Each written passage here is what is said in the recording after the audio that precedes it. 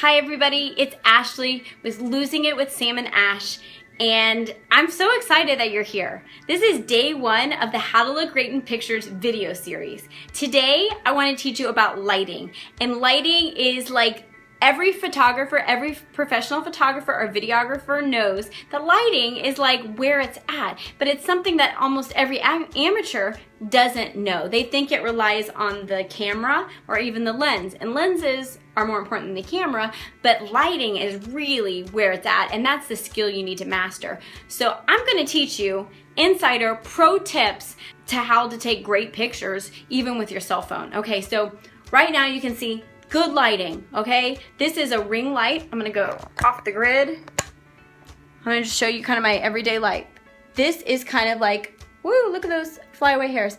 This is, you know, kind of like a pro status. This was about $200. I love it because it is constant light source. So I just plug it in. It's not a flash. I can do it with my phone. I don't expect any of you to have that, okay? But I just want to let you know because, you know, there are times where I was just an amateur or I was looking to get into something, raise the bar with something. I just wanted something extra.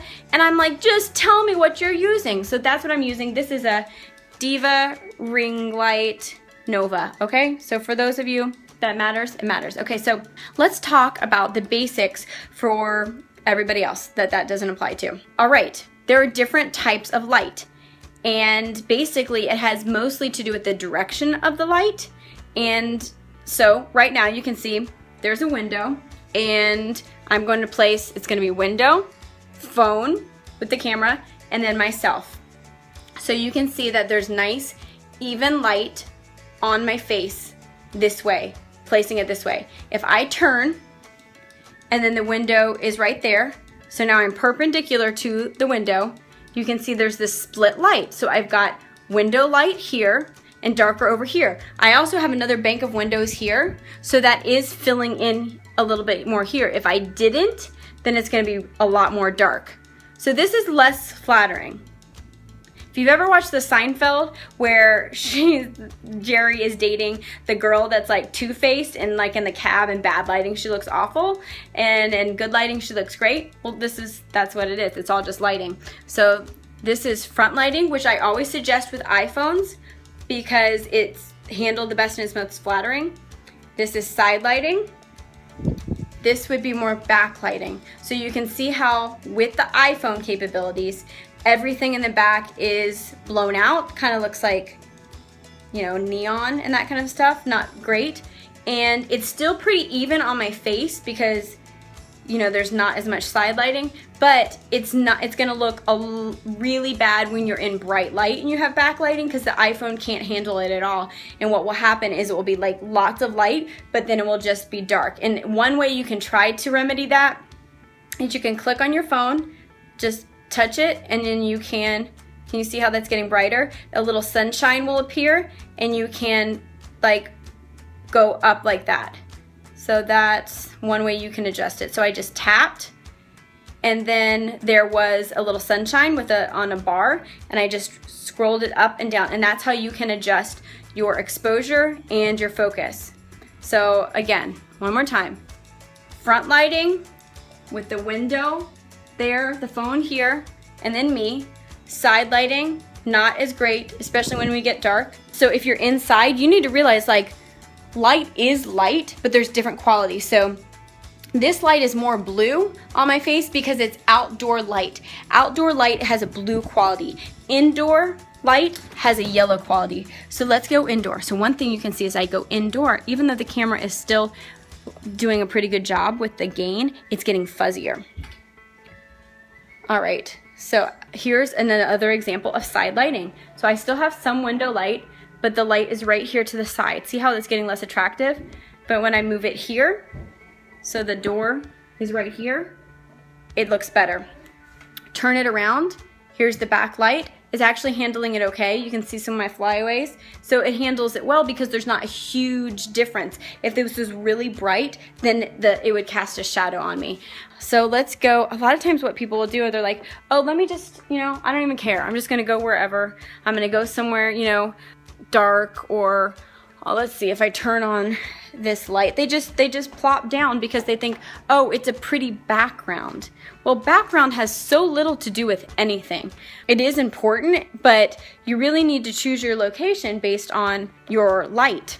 Let me walk through the house a little bit. It's dark outside right now, so I can't give you a great example. So right now I've got an overhead light right here, and you can see how that's, if I like lift up, you have to be careful with overhead light because it's gonna cast shadows down here and put weird highlights. I would suggest, if you need to take pictures and you're indoors, getting really creative. So this is me in my bathroom, and this bathroom has that. And because my walls are gray, the light that's yellow bounces off the gray walls and then off of this mirror, and it creates a good even light. So I know that this bathroom has a blank space and it's actually got good light because of how it bounces around. So don't discredit areas in your house that seem unnatural. See how this light was like not good? You really need to look at how it's flattering your features.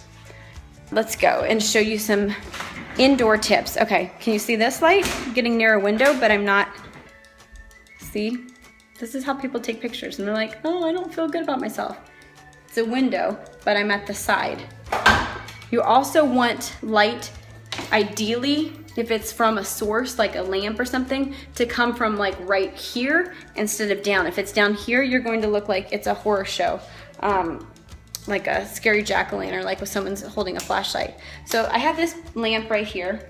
I don't have a normal desk lamp right now, but so what you could do is, if you have a lamp like this, or if you have one with a shade, you would screw off the shade, you would prop it up on, you know, chairs or whatever, and you would point it above your face like this.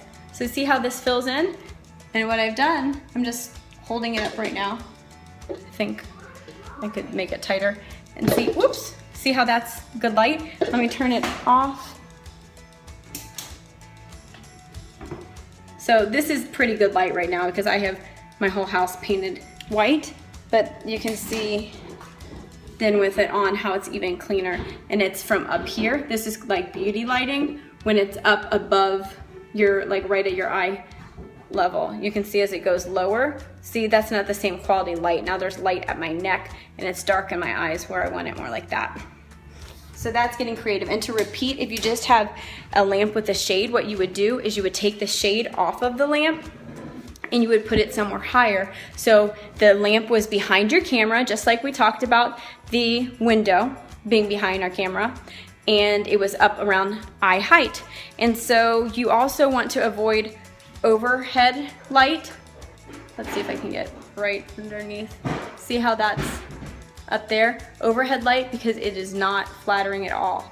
I'm gonna go outside for a second, talk about outdoor light, because outdoor light is amazing. So indoor light, you would do that. You would want to get near a window during the day, and during night or when it's dark, you want to use the lamp trick that I showed you. So outside, what you're going to want to do is, we have a really tall porch. You're going to want to get right under the overhang, the breaking point of a porch. And because what that will do is will provide enough shade without drowning out the light. The further you get from the porch setting, and our porch is really high so you can't see as much of a difference, the further you get, the more of the drop off. Right now it's cloudy outside, and that's actually great light. People are like, oh no, it's cloudy, I shouldn't have to take pictures. No, get out there and take your pictures. When it's super sunny, what happens is you get like huge shadows. I mean, like you can see these right here, they'll get even worse. And if you want to get rid of shadows, sometimes it's just tilting your face up a little bit or tilt to the side. But one of the tricks I do when I'm outside is I take my hand, I take my palm, and I rotate it. You see how it just filled in all my bony knuckles right there? Oh, see how there's getting to be more contrast and shadow on my knuckles? You just turn around, and I would have it faced like this so I could see it if it wasn't the camera, but you keep turning until you get to that sweet spot. There it is, where it's the most even on everything. And you can tell a huge difference when it's really sunny. Let's go under a tree is a good place too to find good even light. And like I said, you know, the sun isn't giving me a good, lessen right now because it's actually really nice and shady, but if it was really bright, it's just like intense, the amount of contrast difference.